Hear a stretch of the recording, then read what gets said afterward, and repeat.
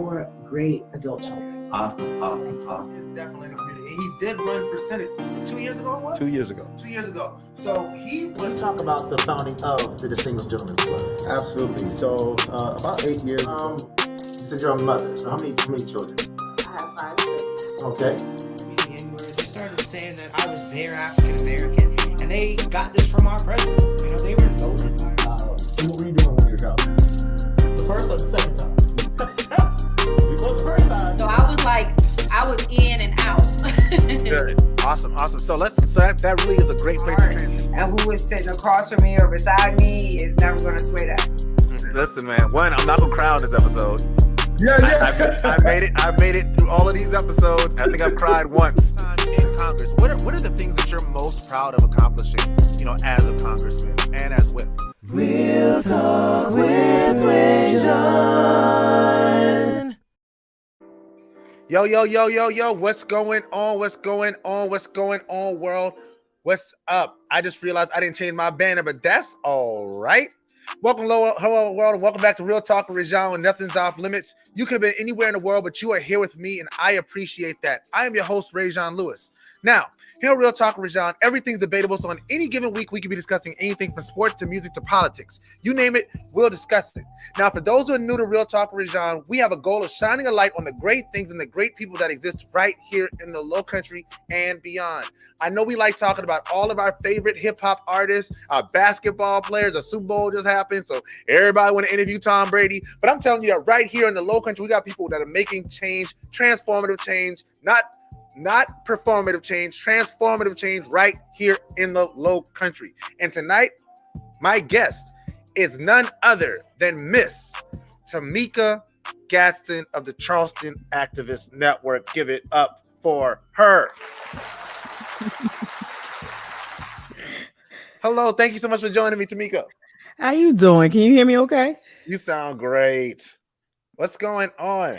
I'm so excited. I was impressed by the intro. I didn't know you interviewed Buffy the Body. Come on. Funny story. Buffy's my cousin. Oh, wow. Yeah, she married into our family. She married my first cousin. Yeah, but she's mad dope. She's dope. amazing entrepreneur. Yeah. Yeah, if you want to meet her, I can introduce. She's I got some friends that want to meet her too. So yeah. Okay. Good. All right. Well, as long as they're not weirdos, we good. No, I'm just joking. Okay. She got fans. She does. She definitely does. So for those who don't know you, please introduce yourself to the audience. I go by Mika. My name is Tamika Gadsden, but you can call me Mika. I am a Jersey native, but I am the daughter of Jim Crow refugees. Yeah. My father is Ben Gadsden. So my father grew up on Wadmalaw Island, and so my story kind of zigzags in relation to my relationship with the Low Country. I'm just happy to be here. I'm a gadfly. I kick up a lot of dirt and I keep it real. So. I love that. So let's slow walk it and then let's talk about the work. So let's talk about Mika as a child. What was Mika like as a kid?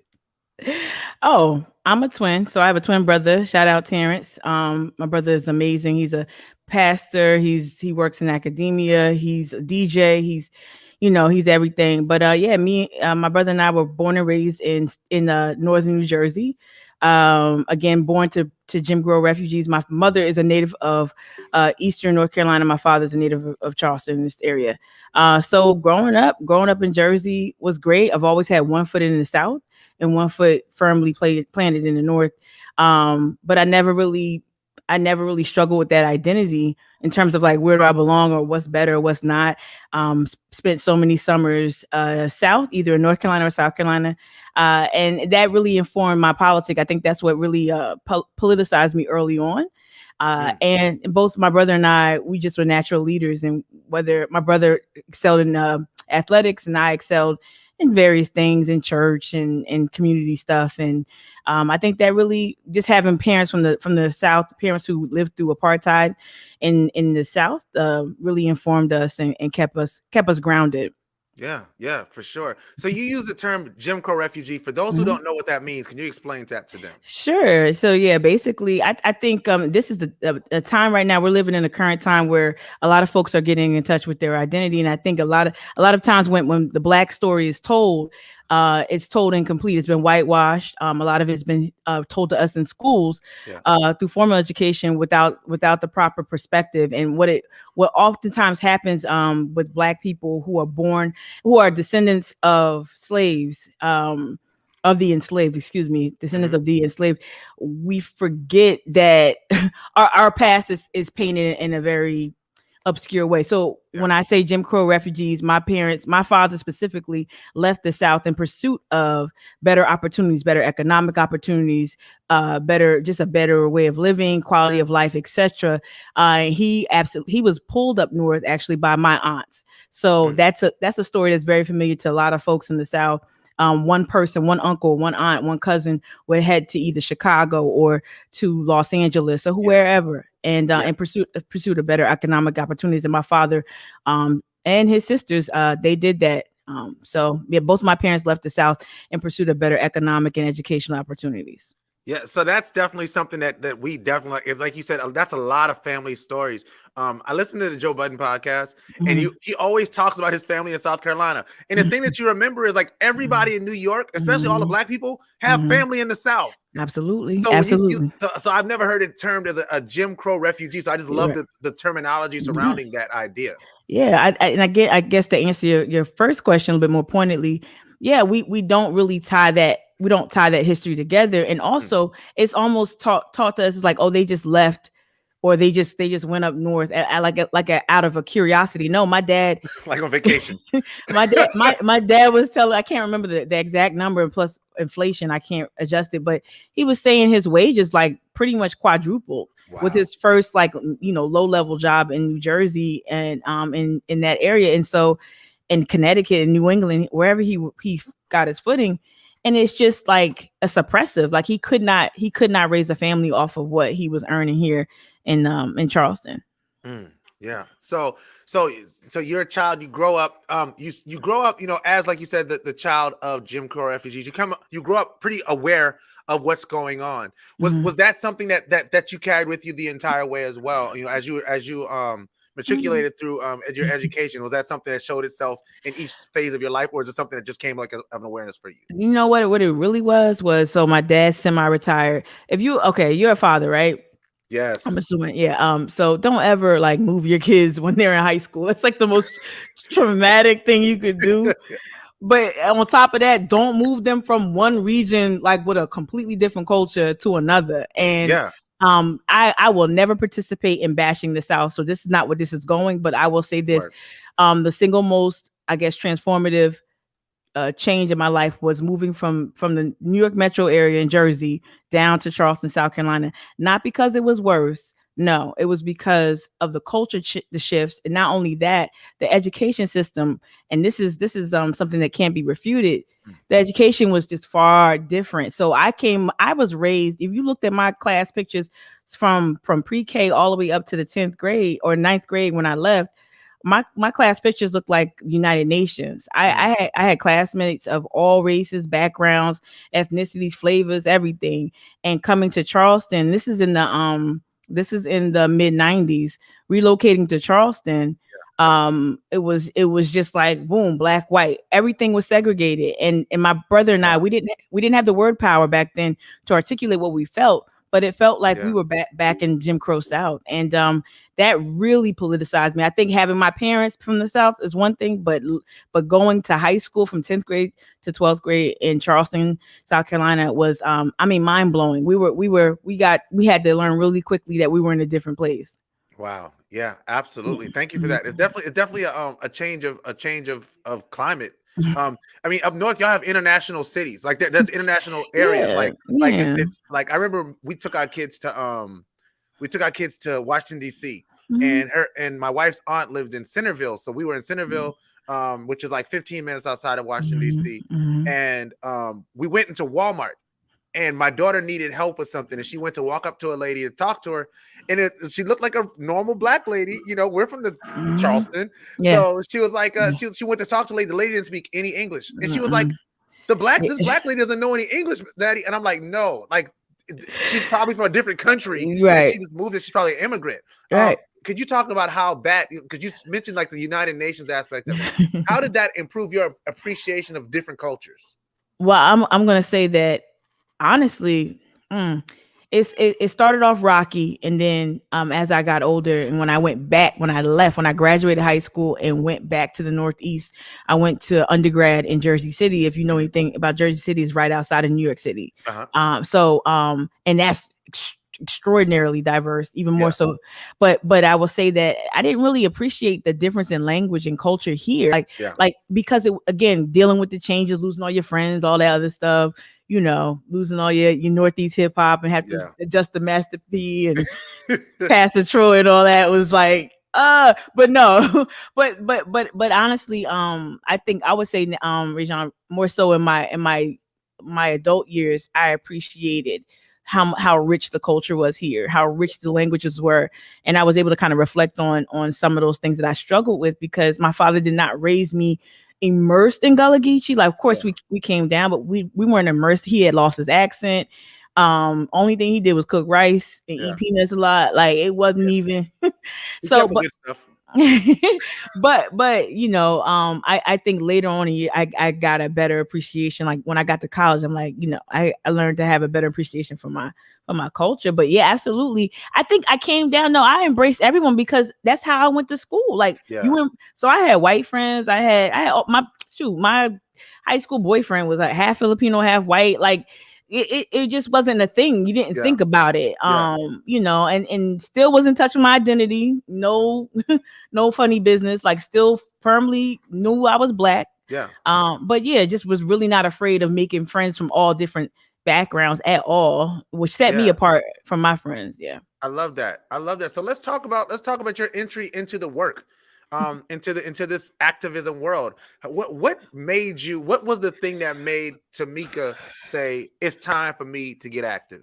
Well, I moved down here, so I'll just do a very, very truncated version of my career story. But basically, I was an executive vice president level, or vice president in training in big box retail and in grocery with two major chains in the Northeast.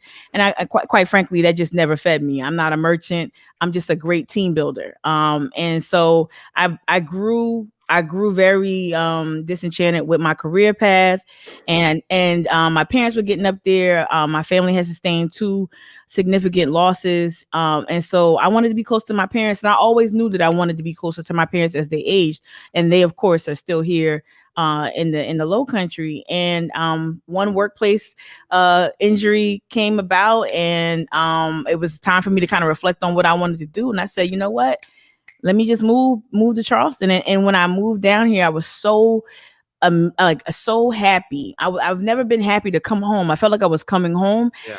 But I would say this, ReZsaun, like in 30 days, all of that stuff that I contended with as a teenager came back. I'm talking about the cultural differences. I'm talking about the stagnation in wages. Like, if I did try to recreate my career where I was making close to 6 figures, I couldn't. It just wasn't happening here. And I found myself not even trying to figure out what was going on, and I was trying to figure out my voice and become a content creator. I went back to school down here and studied digital marketing and social media management, and really just try to figure out my way. And along the way, not too long after, I relocated here back around like 2014. So you talking about a couple of years, and who was running for office. And prior to that, you had the Dylan Roof massacre, and then you before that you had Walter Slager, and it was just like this rapid succession of oppressive things happening here, and people don't even know, like Dylan Roof, like Trump announced office, like that, those things happen like the next day after each other. Right. Yeah. And so like all of that just led me to like wanting to affect change. And I mean, I had a degree in poli-sci, even though I was working in retail. My education was in political science, and plus my first job out of college, I worked for the Secretary of State of New Jersey. So I always was politically active, and I worked in politics in like South Jersey with friends running for office in Camden, New Jersey. So I never like lost that, even though I was in a different career path than what I initially set out to do upon graduating. But some of that is just like muscle memory. So when I came back here, and again, like I said earlier, just a natural leader And I just wanted to effect change and didn't know how to do it. So you just get up and you organize. And I started organizing with Women's March. And that was a tumultuous experience, but it taught me a lot about modern day progressive politics, and how a Black woman can show up in that space. Yeah. And I learned really quickly that I had to no longer pussyfoot around and be as direct and create an impact. And so that kind of my reputation precedes me. I'm no nonsense. I don't really have. It's not on purpose. I'm not afraid of conflict, because not all conflict is negative. Not all conflict means anything really. People don't understand that. But out of conflict comes a lot of growth, and that's my leadership style. I really do. I know I can rub people the wrong way, but it really is me trying to push and create that impact, because I feel like in Charleston, we know it, and our traditions are steeped in rebellion and unrest and taking back our freedom and fighting for our liberation. That's in our DNA, literally in our DNA. Yeah. And so I'm not saying people need me to remind them, but I do know that my leadership style is in the tradition of Ademar Vesey. It's in a tradition of those who came before me, my foremothers and my forefathers who've come before me here in Charleston. I'm just trying to walk that path. I love that. What you said. I want to sort of touch back on that point where you mentioned, like, maybe sometimes the way you do things rubs people the wrong way. You may have received some pushback. Just full transparency. So the reason I know of you, they were doing a 100 men march, a million man march here in Charleston, and I remember that you sort of, I guess you took the flyer and you like asked a bunch of questions on the flyer. That was my man's in them. But yes, shout out to Brandon. I see you. But so that kind of thing, I looked at that and I remember to me, he said, I didn't even think about the fact that women may feel left out. What do you say to people who, in this time of activism, where we do come from a society that's very much patriarchal, which has its own set of issues involving women, especially Black women, talking about these issues? How do you feel that responsibility, and how does that play itself out in your activism? If you know two things, you know anything about me, you know one thing. I love to read. I love to read our history. Like I love to visit our archives, whether it's over the Gilliard Center, whether it's in the public library. You know anything about me, that's me, right? And what I think where you'll hear me, you'll see if you watch it, it's not hard. I'm not a good poker player at all. When people erase history, or when people move as if they're creating a template, and they do something that to me causes harm or has some sort of historical, like just has some sort of type of, like, I don't know, just when something is deficient in terms of truth or historical accuracy, that's when you'll see me squawk the most. And so, and this is not personal. Like I hope Brandon understood that the call out was a call in. Bruh, I don't care that it's a million man march. That actually wasn't my objection. My objection was that if you're going to come here and you're going to be and start movement work here, leverage the history and arguably the single most important civil rights action of that era took place right here in Charleston. It was led by Coretta Scott King. And for you to come here and just kind of, and I'm gonna just say this because I'm old enough to remember the first Million Man March, and you come in here and copy and paste and not even leveraging all this rich history here of rebellion. Man, we got the Combahee River Raid. We got again the MUSC, the hospital workers march. You talking about Mary Moultrie. You still got people who are alive today that can recount that history, and you're gonna sit here and just kind of copy and paste something that was for a certain time. And I'm not saying that you can't call it that, but like not to leverage the history to me was a missed opportunity. And I don't know why. And this is what happens to me, ReZsaun, often to this day. Men will see me a mass. I'm a big sports fan. So I wish we could talk about sports. I got Sports Center on right here. Like one thing about me, I done racked up W's, right? And I'm not talking about followers. I'm not talking about clout in the media. I'm talking about helping people sustain themselves, making sure that grassroots leaders can take care of themselves, granting them. I done racked up the W's, right? So you already know my name ring bells. Right. What does it take for you to just say, Meek, I need help, or Meek? And people think this is like kiss the ring. It's not kiss the ring.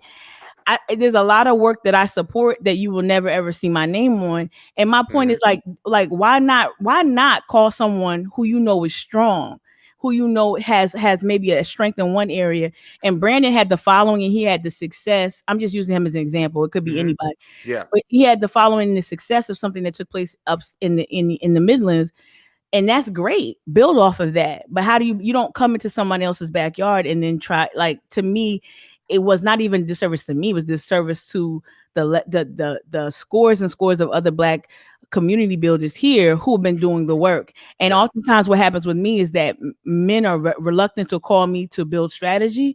They're more apt to call me to come and show up and just talk on a mic. I could do that on my own podcast, right? I don't need that, or when I go live. So like, I don't know what this reluctance is with the men in these Southern movement spaces. I don't know what the reluctance is with them calling women to come and build out the strategy. And half the time, again, okay, so I push back when things are historically inaccurate. The other time when you see me push back the most is when you don't take charge of the narrative. You know, like, so if you're pushing the mayor of Charleston to show up for Black lives, to publicly affirm his love for Black lives through policy and through leadership, if you're coming and you're pushing that, and then all it takes is one phone call and some proximity to some powerful people, if all it takes is a couple phone calls and some proximity to get you to back down and moderate your message, that's when I'm gonna skulk up. I'm like, you didn't even get what you asked for. You just got recognized. And I think you'll see me squawk up the most about that is how what they do is that they try to the powers that be, those who are in a position to create change. What they like to do is they come in and they try to figure out what your price is. Yeah. And with me, my currency, I'm not even employed by the state. I haven't been employed by anyone in South Carolina for a good bit. I'm an employee of the city of New York, like not city of New York, but like my employer is based in New York City. Yeah.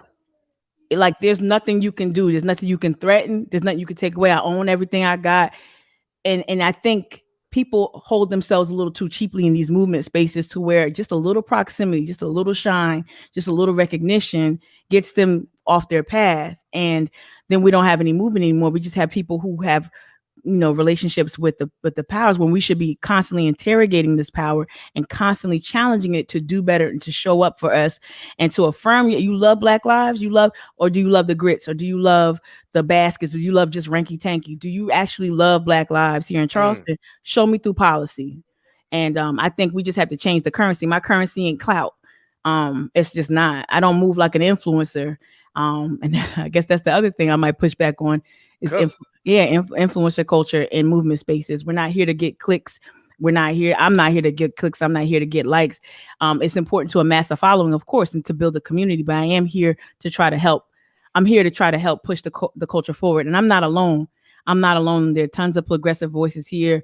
There are emerging progressive voices, amazing young voices that I think we should foster and cultivate as well. And that's what I want to do. I want to just see us show up better and ask for more. Ask for everything, because they're not even going to give you anywhere close to it. Ask for everything. So when the compromise comes, it's something that you can live with and that your family can build off of. It's well said. So well said. I'm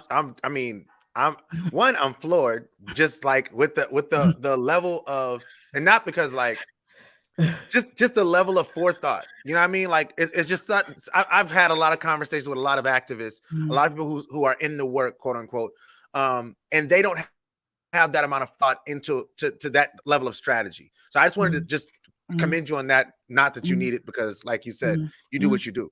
I want to talk about like in the last year, right? So I always use May 30th, 2020 as that demarcation point where we got this new breed of activists that showed up in Charleston.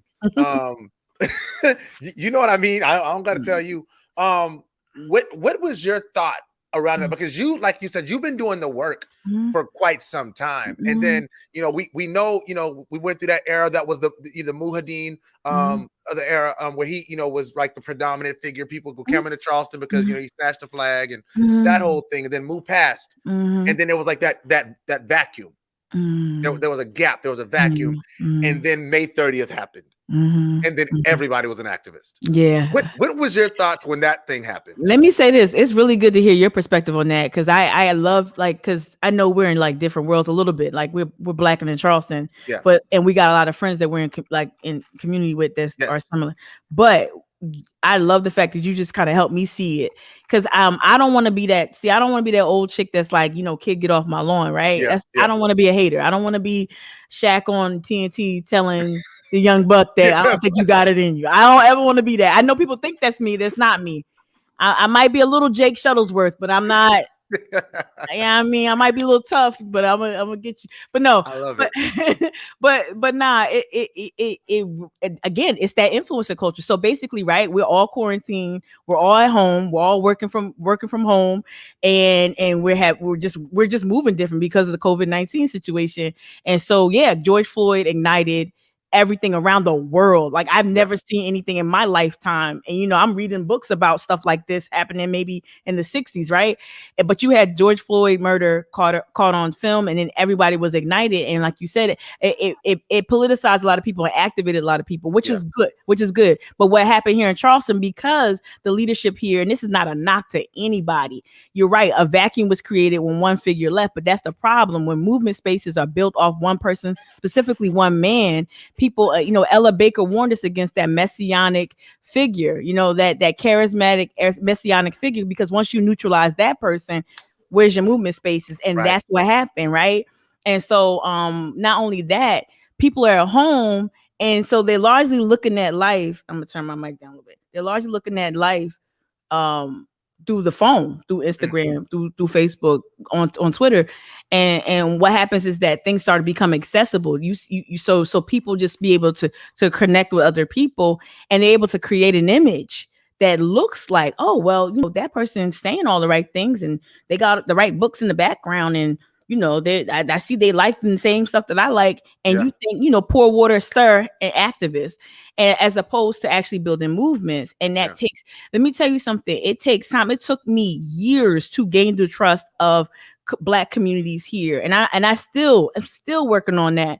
It took years of people understanding that sometimes my Northeast accent comes in, and they don't know if they can trust me. Now I tell them my daddy name, and tell them my dad, my cousin, my auntie, and it takes years to build that trust in that relationship.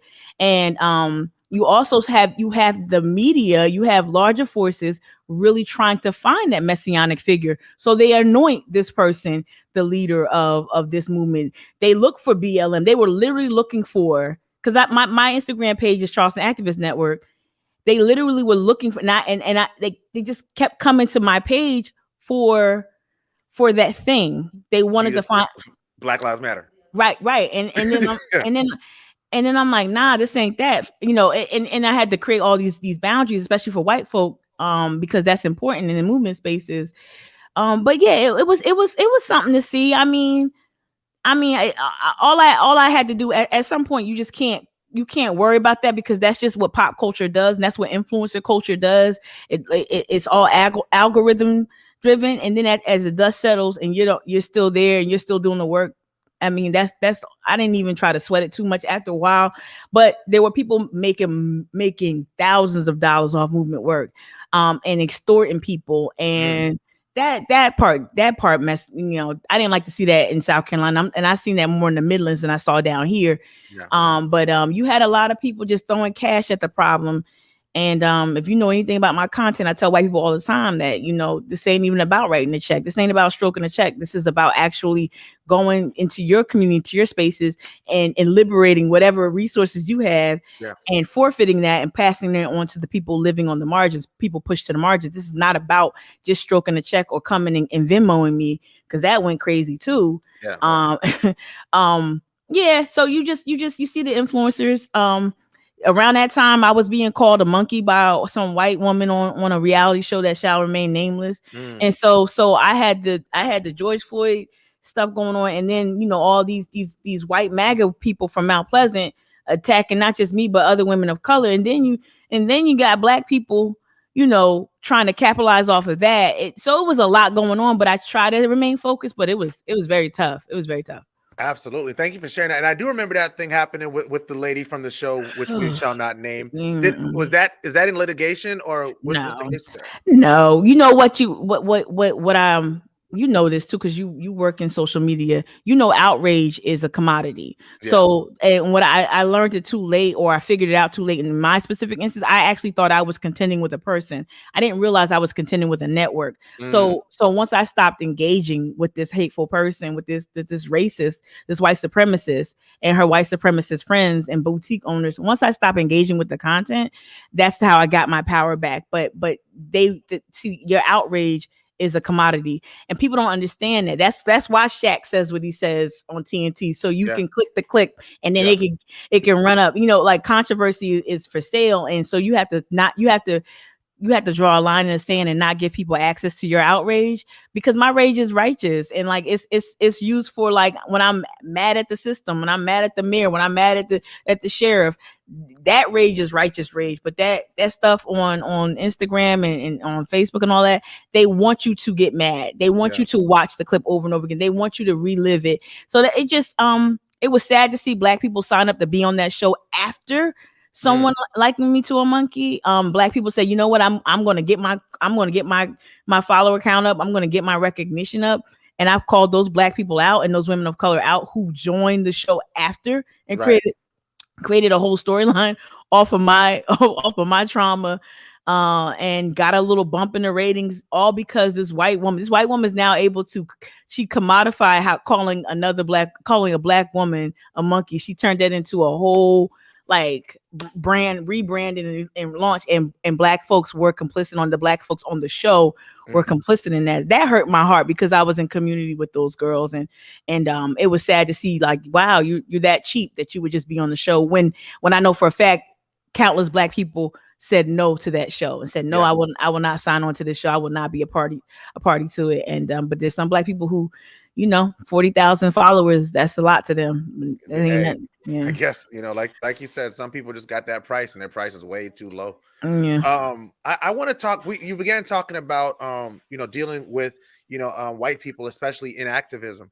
I want to talk about white allies, because of the fact that, especially when we saw during the Black Lives Matter, a lot of what they call the Black Lives Matter protests, some people call it the uprising, some people call it the riots, the whatever they want to call them.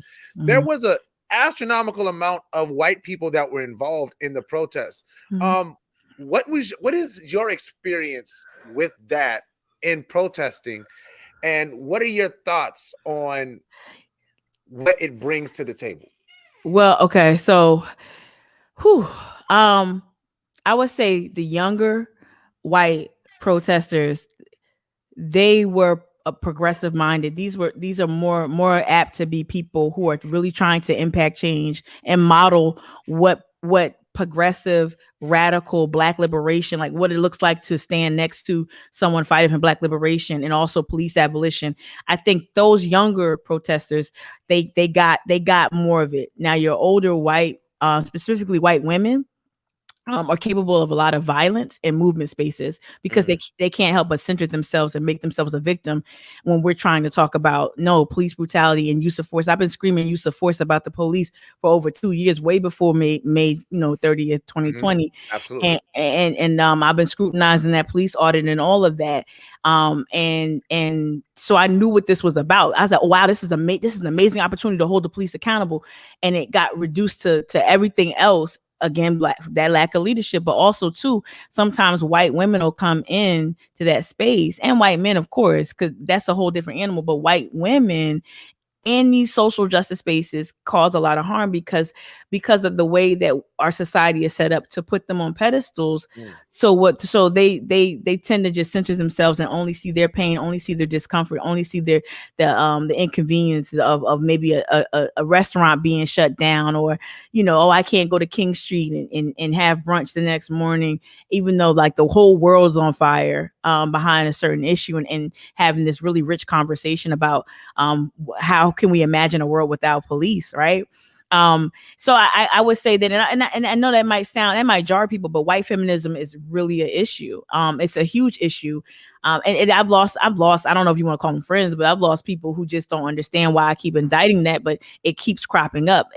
Literally, like I said, I was fighting with a woman calling me a monkey and all of her MAGA friends. These are women with extraordinary resources. These are women that have held events in your kids' schools.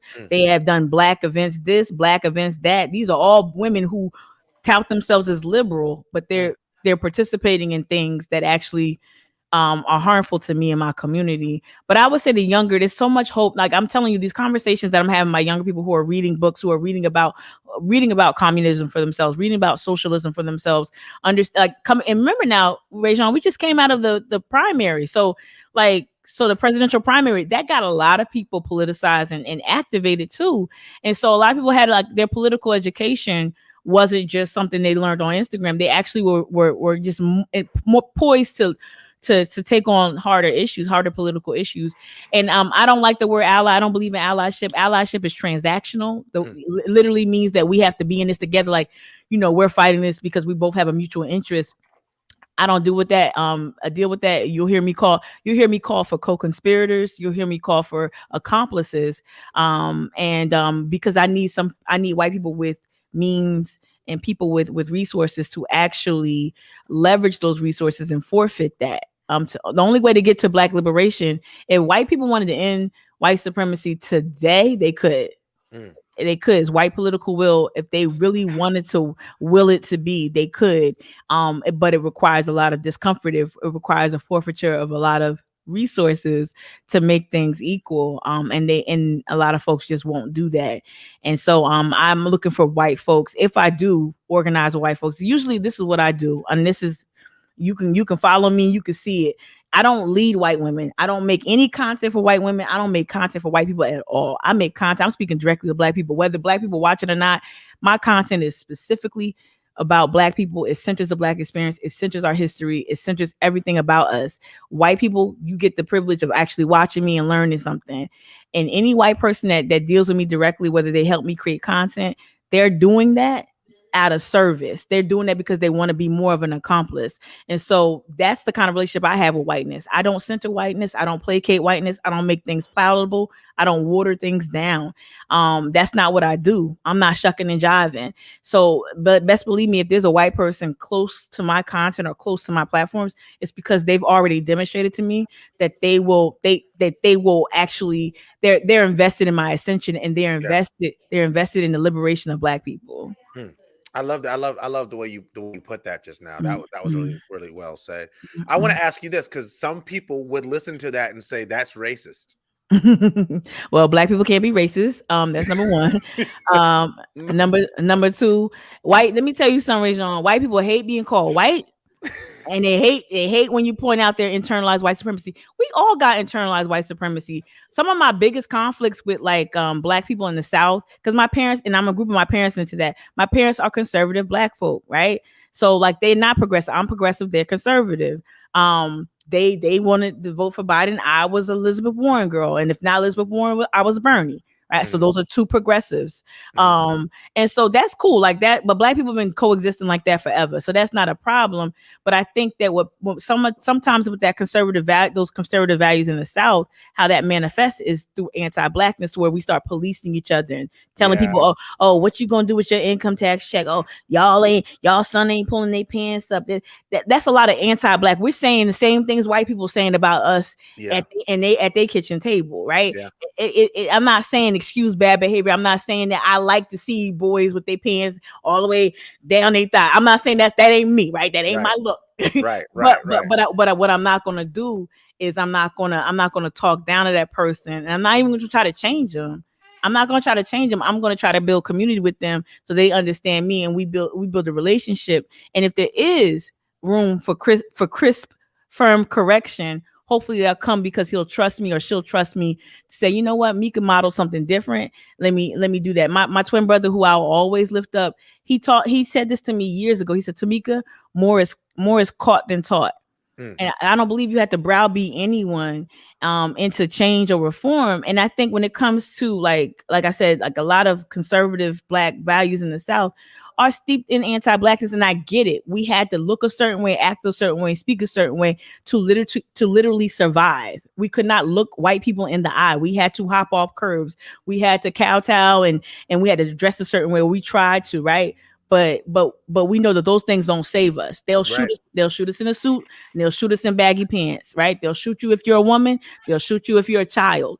And so I think a lot of our language sometimes can be very anti-Black, and we're saying the very things that white folks say when they're in community with each other.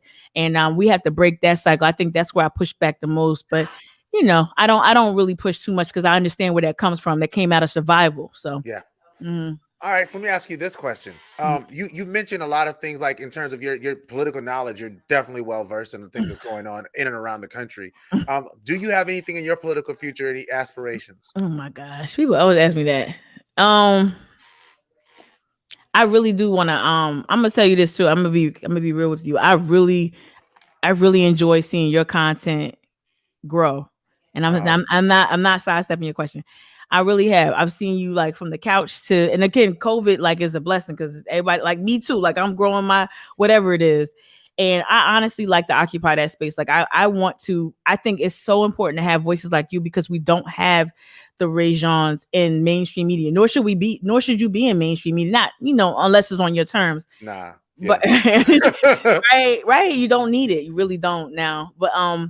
But I think it's important for me to continuously occupy a space where I contextualize some current events and that I add commentary. I'm more interested in that than anything. But best believe I will run an insurgency campaign when I get ready. I will run, I don't know what seat, but I will run an insurgency campaign. And by that, I mean, it's a campaign with a very specific platform. And I won't be running just to kick up dirt. Right. I'll be running to win, but I'll be running it very unapologetically, very, very pro-Black. I will be running on things like police abolition, equity, justice, social justice, racial justice, gender justice, indigenous sovereignty, land justice. I'll be running on things that really matter to people who look like me and people who I've loved and who I've been in community with along the way. So I won't count it out, but right now I really do want to grow my podcast mic'd up, and I also want to continue to create the little things I'm doing on the side with podcasting and video creation and stuff like that. So yeah, I love it. I think whatever you put your mind to, you're gonna be successful, because it's obvious that you're one who doesn't just talk. Like you really think through things. Like that's something that, throughout this conversation, I've really been, really like, not just say impressed. I hate using the word impressed because it sounds like you have low expectations for somebody and they're like, "Ooh, you blew me away." No. You're an impressive person. But people don't know me. Like I think a lot of people just think I do. Look, I ain't gonna curse because I know you. No, right? Cook, you grown. No. I'm not on this platform, but you can get plenty of curses when you watch me on IG Live. Oh, but no, that's my daddy fault. Blame Benjamin. But no, I think people just, they see me and I kick up dirt. I say stuff. I'll come at, and not even come at my people. This is the thing. Black people have been disagreeing publicly since we got off one of them ships. Like this like misconception that conflict is not generative, or it's not positive, or it's violent, or we have this thing where like we all got it. Like unity means we all get along. I don't bang with everybody, because some of the stuff people saying, Black MAGA, some of the stuff people be saying it's asinine. It's asinine, and then now I'm gonna hold you to it. No, you had the cap on, bruh. You had the cap on. You was in there with Steve Bennett. You was in there rah doing all the other stuff. And like, I'm gonna hold you accountable when you come back to the community. And doesn't mean that person is the evil. Right. It doesn't mean that I'm like that. I don't see the good that the person is. I see all that, but we ain't talking about both sides right now. We're talking about when you do harm and you cause harm to the community. Of course, who else gonna hold it? Who else gonna keep it a buck? Right. I believe in that. That's a tradition of accountability. You know this. I mean, how many black men have pulled you aside throughout the way, or how many black women have pulled you aside, even in your grown years, right? Yeah. And so, like, I don't know what this thing is where, like, I get it. I talk tough. I ain't gonna lie. I get it, but it's not like if you call me, we just have a heated conversation. That's what it is. It's a heated conversation, and I get hot. Especially my triggers are when you just give in and you get a buck what they want for nothing. Like you don't get nothing. You think a couple of shekels or a couple of minutes of airtime is anything. It's not. And I just think I get really hot with that. And I gotta change a little bit of that approach, but. I think people, they see the anger and I don't give them an opportunity to really understand me or understand that it's informed by something deeper than just acting out. Yeah, I think people just think something else, but no, I think like everything you just said, like I said, like it's just like you just said, like until people really get to know somebody and what's behind that person, it's really hard to make a judgment one way or the other about that person. I did have a question in the comment section about how you felt about black people who supported Donald Trump. I think you gave that answer. Did you want to dig deeper or what? Yeah. Okay. So look, ain't nothing new under the sun. You know, I'll take it back to Sunday school. The Sunday school teacher of the year 1995. So like ain't nothing new in the sun. We done seen this with COINTELPRO. I can't wait for that movie to come out. Black Judas. Like yes. we done seen how white supremacy infiltrates black communities, right? And so the biggest trend and risk you're gonna see, ReZsaun, in the next, let's say 4, 6, whatever years, are gonna be black male conservatives. Now part of it is that the Democratic Party, first of all, I don't consider myself a Democrat. I hate the establishment. Just y'all, people don't understand my politics. I don't like establishment corporate Dems. I don't mess with none of that. And but I you work in those spaces because that's what you have to do, like Bernie does, right? Yeah. But so what I've seen as an operative on the periphery in the Democratic Party, we see a lot of the practices where they just completely they went too far. They pandered to black women. I'm gonna say I might be one of the few that say they pandered to black women this and black women that. Not to say that we don't deserve. We should have had a Supreme Court justice. We should have more black women senators. We should have more parity, more representation across the board. And the Democratic Party has never given us that. Word up to Majeska Simpkins, who's been saying that since Jim Crow. So we should have gotten more ground as black women, but they went all in on that. And what they did was they say, okay, we're not gonna focus too much on black men. And then you saw a narrative, and I saw a little bit. I ain't gonna buy too much into it, but I saw enough of it to get a little like, okay, what we doing with black men now? Like so now we just telling them that they're not showing up, which they did. And it's this narrative of like it's us against them, and that us against them thing is prevalent in the Democratic Party and is damn sure prevalent on MAGA and conservative sides, right? So I see how they're trying to divide the community, and they've been doing that since day one. Like I said, since we stepped off this slave ship, they've been dividing our families and dividing our sensibilities and dividing our politics and pitting one against the other. That's how white supremacy worked. There were white poor people, and during Reconstruction, that was about to be like gang with us. Like, yeah, we poor, you black, I'm white. Yeah. Let's go. And that's when they say, oh, no. Black codes. Yeah. And they're taking your jobs. And don't black people, they're gonna rape your women. You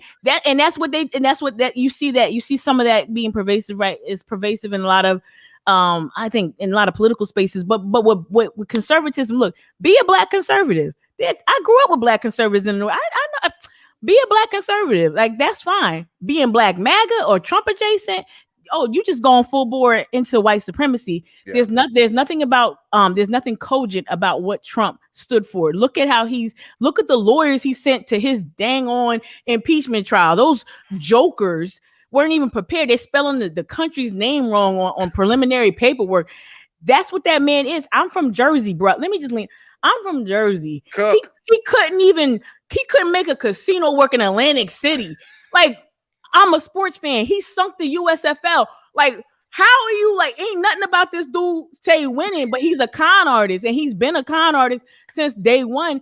And I just don't understand like how people think are trying to say, oh, I'm just conservative, and well, he's doing a lot. Like you had one guest, that was Black MAGA, as I call. And he was saying on your show that what he's done for criminal justice. I said, wait a minute, this former president is on trend to kill how many people? Electrocute how many people? I'm like, wait a minute, how many people? So he freed how many? But compared to how, like the numbers wasn't adding up. And you just saying that because that's what they told you to say, and and that's how they pander to black men with, oh, criminal justice, and it ain't no criminal justice reform. It's just a couple of high profile things. And I just think that we can't fall for the okie doke. We have to be able to look. There's nothing cogent about what this man. He came down the escalator calling Mexicans rapists. How the hell is that like? I don't understand that. I just don't understand that. And ReZsaun, I could tell when people ain't doing, they reading. Read a book. This stuff ain't a library card. Is free 99. It is not. Google is even freer. Like it's not hard to study Black civil rights tradition. It's not hard to see like how, and that's our blueprint. We don't gotta recreate nothing. They've been dividing us since COINTELPRO and way before that.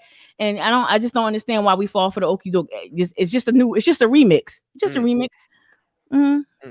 So, and I'm gonna start to wrap up, but I want to ask you your thoughts on the current administration and what would you like to see happen within the next 4 years that you would deem as a success in general? Some people might be out here spiking the football, but I'm up here like trying to check my blood pressure every night because I mean, we got the majority. We ain't acting like it. Like we still talking about we're still deliberating on the stimulus package and still trying to get a Republican cosign. I want to see the Biden administration actually act like they got the majority. We're only going to have it probably about for 2 years. I don't think we're going to be able to capture anything. We saw what happened. I thought we were going to clean out the Senate. I thought we were going to clean out the House. And it's because and this is why I think a progressive candidate, if not Bernie, if not Elizabeth Warren, if not Julian Castro, I really think those three were the more progressive candidates. And I really wish that we would have had that because you see Bernie, he's actually pushing the Biden administration further to the left. And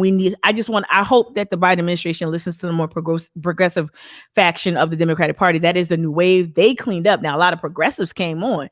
And I think we need to start paying attention to that message, which is largely like a more modern populist message that's all about the people. It's not defund the police. It's really just common sense. It's higher minimum wage. It's affordable healthcare, access to healthcare. These are things that poll popular everywhere. Kentucky has Obamacare. They just call it something else, and they love it.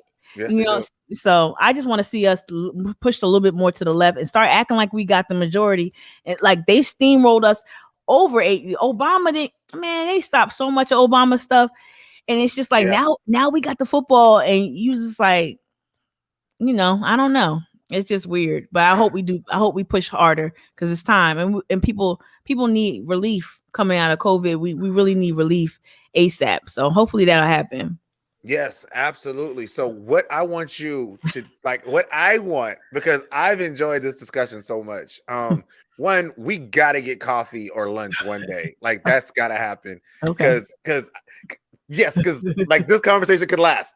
But I want to make sure I can put this on IGTV. So I try to keep them under an hour. Yep. But like, I want to first of all thank you so much for coming on. This has been an amazing discussion. I want to get your parting thoughts and then I'll do my wrap up thing. But I just want to thank you so much for your openness, for your transparency, and for who you are in this space. So thank you so much for that. Parting thoughts. Oh man, I didn't even watch this. I don't know what to do. But anyway, parting thoughts. You want. Okay.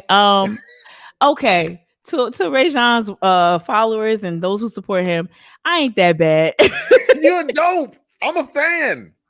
I don't know. Okay, I'm not that bad. Look, I'm tough, but I'm always gonna come correct, and I'm always gonna be there for my people. I just want people to check me out. Support the Mic'd Up podcast. It's on iTunes, on everywhere, Spotify, everything.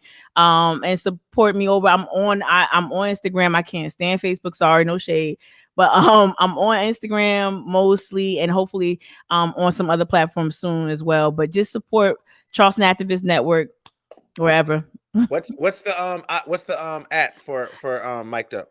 Oh, well, just Mic'd Up Podcast from the Charleston Activist Network on iTunes and all that. And All right, just word. yep, same thing on Instagram. I'll put the link inside the in the title. In the Thank you. Appreciate it. I really enjoyed this. I hope you've had as much fun as I really have. I hope that people who may have a specific idea of who Mika is got a really clear view. Like, she ain't what you may think she is. No. And I just love, because I think that sometimes people are promoted as caricatures of themselves, and I don't like to see that happen, especially to Black people. Yeah. I just think that we're so much more than just hashtags. We're so much more than just even our social media presence. I think that, you know, our intellect has to be highlighted. And I think we have to have spaces like this where people can bring you in and have a conversation and really give you an opportunity to, like, talk about your childhood. Like, I'm big on that. Like, talk about me as a kid. Like, I want to know about that. Also, I would love to come on your podcast. Oh, please do. Please do. Let's do it. We're gonna set it up. Once I get more consistent, I gotta be like you and be more consistent. So I'm gonna get consistent, and we're gonna do it. Word. Well, I appreciate it. Thank you so much, man. This has been dope. Did I start with music? Yeah. Can you hear it? I can hear it. All right, cool. Thank you so much, Tamika, man. Thank you for coming on. Thank you, Tamika Gadsden. Check her out on the Mic'd Up podcast. Check out the Charleston Activist Network. Check her out on IG because she don't like Facebook. Y'all know y'all can find me here, Real Talk with ReZsaun, every Wednesday night from 7 to 8 p.m. The local celebrity spotlight. Sometimes they're local, sometimes they're not.